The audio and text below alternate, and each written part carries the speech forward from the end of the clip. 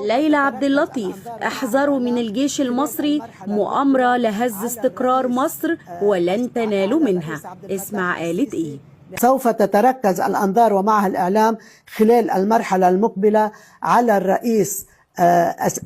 الرئيس عبد الفتاح السيسي لحدث ما، ومن هنا أرى أن ملامح مؤامرة لمحاولة هز الاستقرار الأمني والسياسي في مصر، وهذه المؤامرة لن تنجح بإذن الله، لأنني أرى أن قيادة الجيش والشعب المصري ستبقى خلف الرئيس السيسي لحماية الرئاسة والسيادة وحماية الشعب والأراضي المصرية من كل المؤامرات، وأرى أنهم لن ينالوا من مصر مهما حاولوا أو تآمروا.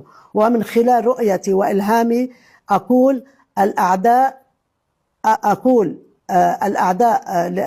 لأعداء مصر: احذروا من الجيش المصري وقوته وبطولاته، لأنني أرى أن الجيش المصري بيمتلك قوة كبيرة وسلاح فاعل ممكن أن يجعل دول ومدن الأعداء تختفي معهم.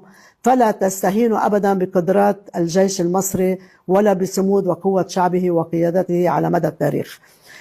هذا اللي شايفته بمصر. هلأ في بعض مدعدعات على الحدود في مصر، لكن أنا اللي قلته هو اللي حيصير، والشعب كله رح يمشي وراء الرئيس السيسي ولن يتخلوا عن الرئيس السيسي.